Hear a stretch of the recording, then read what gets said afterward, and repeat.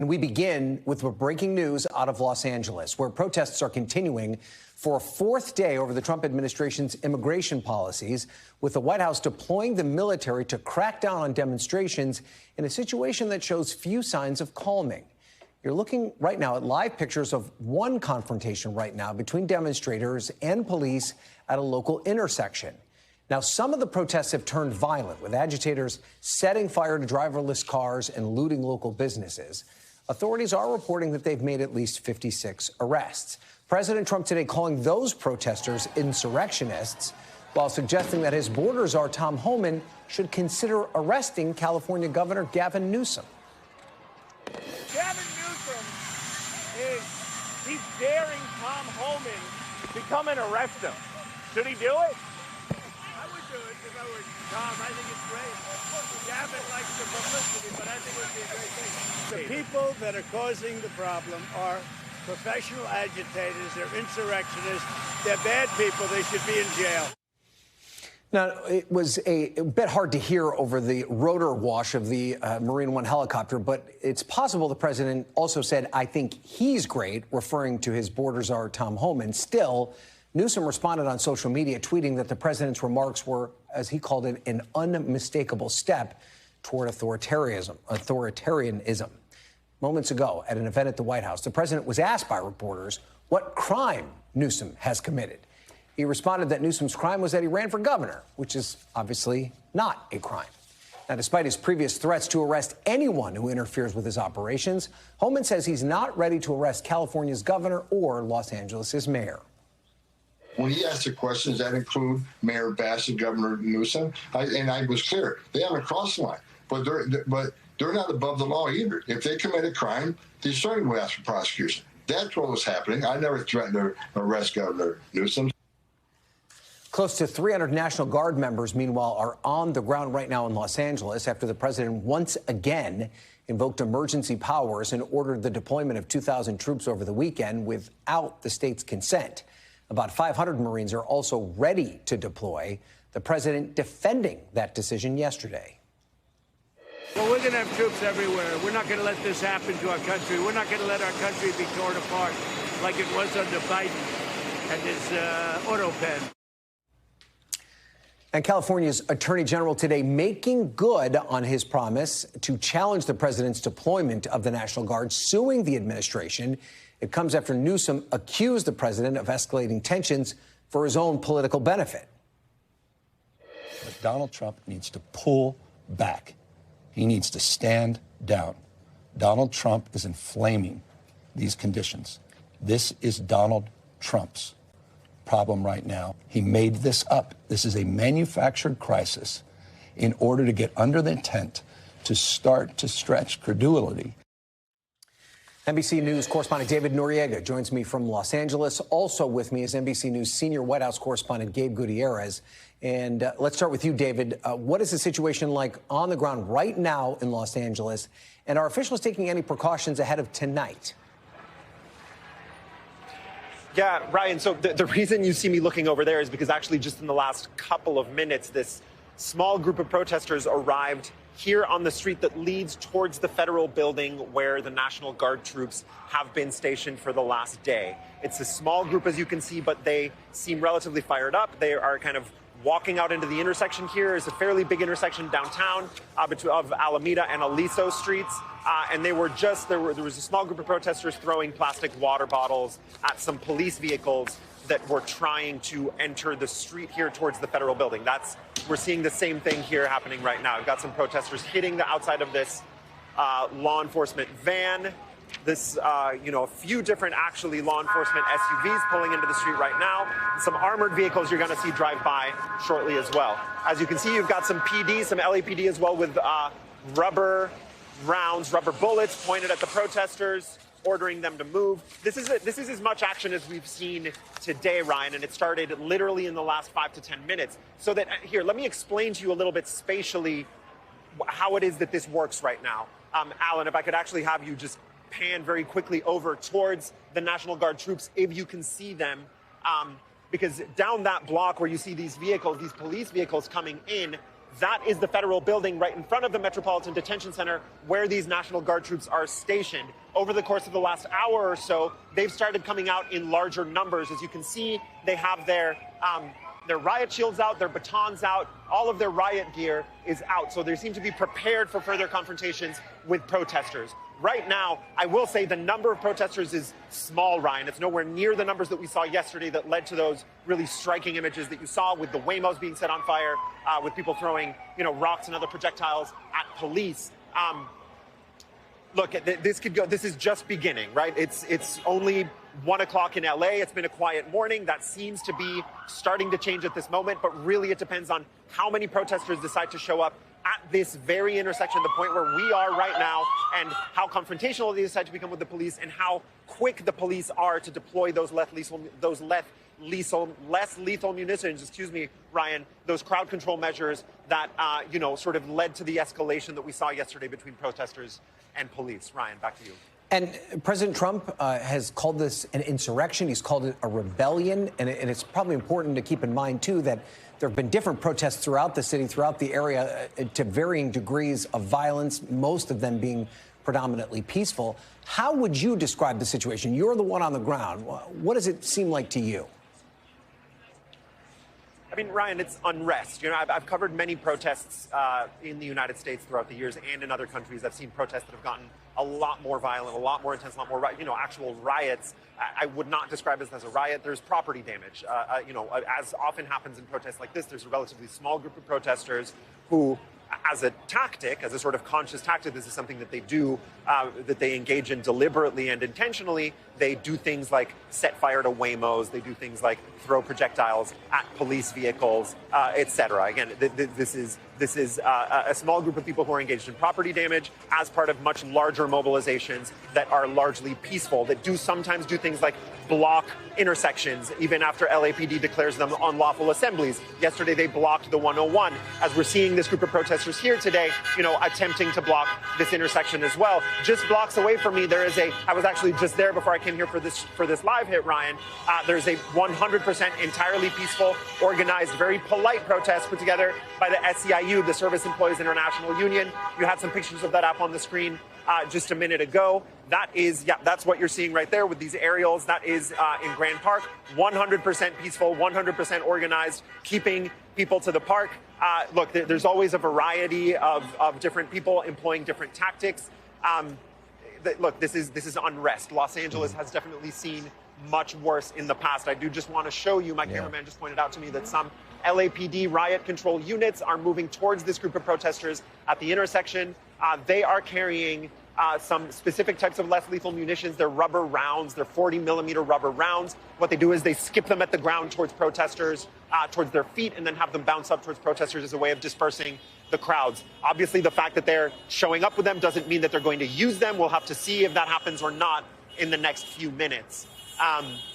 The last thing I'll point out to you, Ryan, before I toss it back to you, there's a very clear distinction here between the National Guard troops that are all the way back there in front of the federal building with DHS and other federal security forces and the local police department who are doing really the bulk of the crowd control work here. Yesterday, there were some direct confrontations between the National Guard troops and protesters. That is no longer the case, and that is because local law enforcement is keeping a pretty wide perimeter around the area where the troops are stationed and preventing any protesters from getting there, again, by forcibly repelling them with less lethal, rubber rounds, foam rounds. There was some tear gas yesterday. Have not seen any tear gas yet today, but that is sort of where things have been escalating to over the last 24, 48 hours, Ryan. Yeah, and obviously this is an evolving situation, but I wonder if you can tell from the protesters that you've talked to, are they clued in? As we do, if something happens, please sure to flag it to us. But I'll let you know. Yeah. Do you find that they're clued into what's being said by the president and the governor? This back and forth, the threats to arrest the governor. Is that something that's has reached this level of the protest, and is it having an impact on their decision making?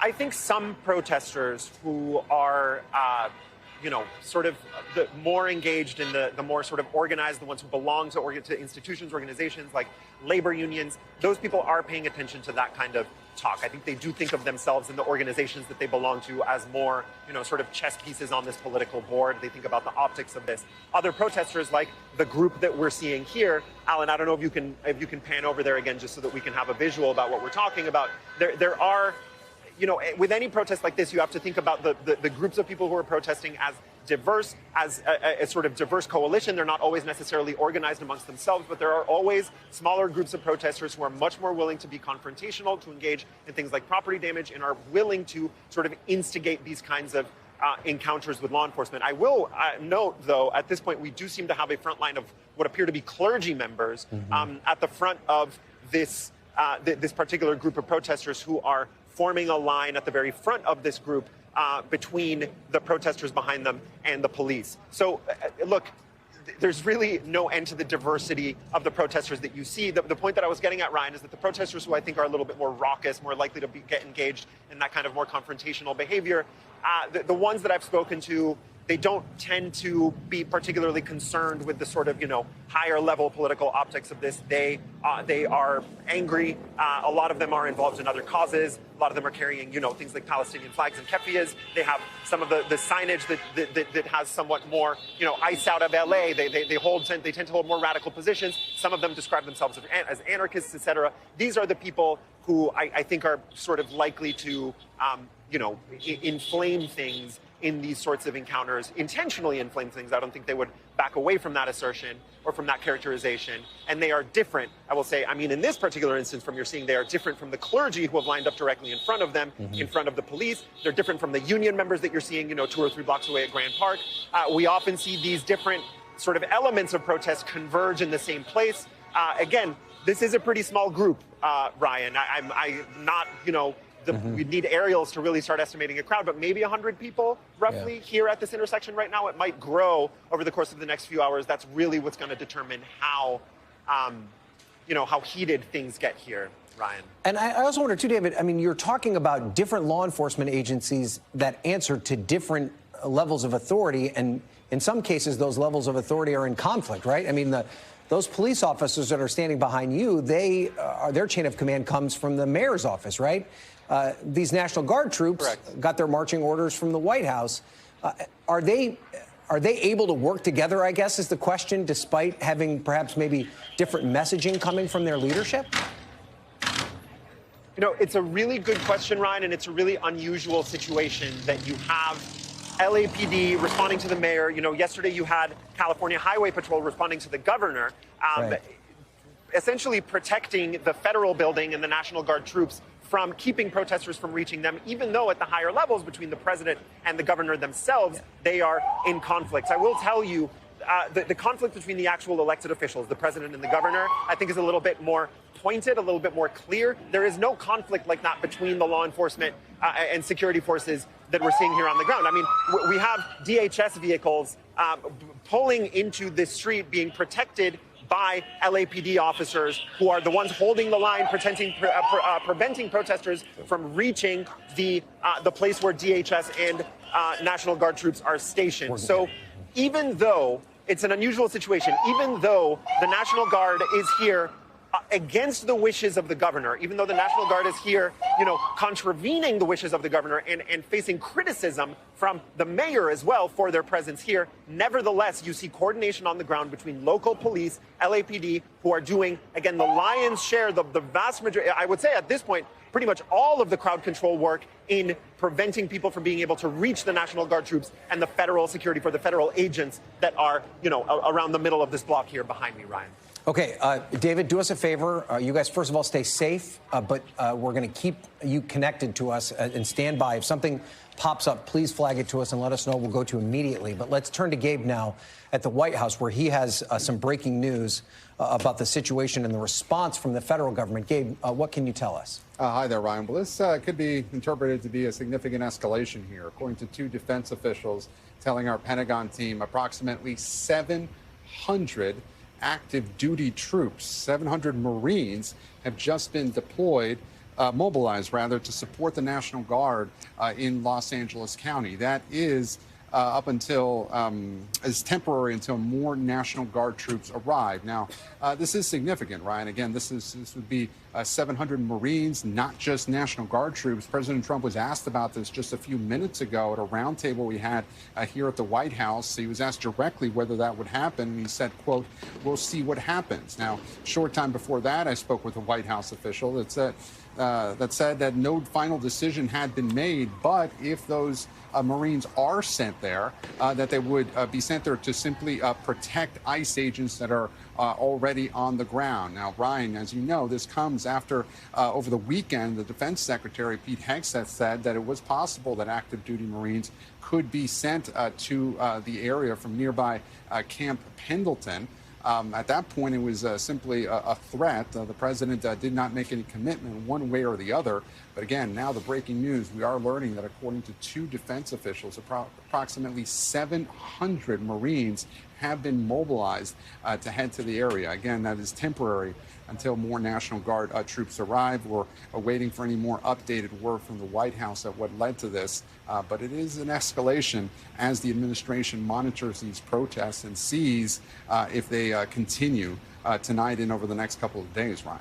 And Gabe, it seems that the White House is comfortable leaning into this situation. And we now know that they're willing to send Marines in to deal with this.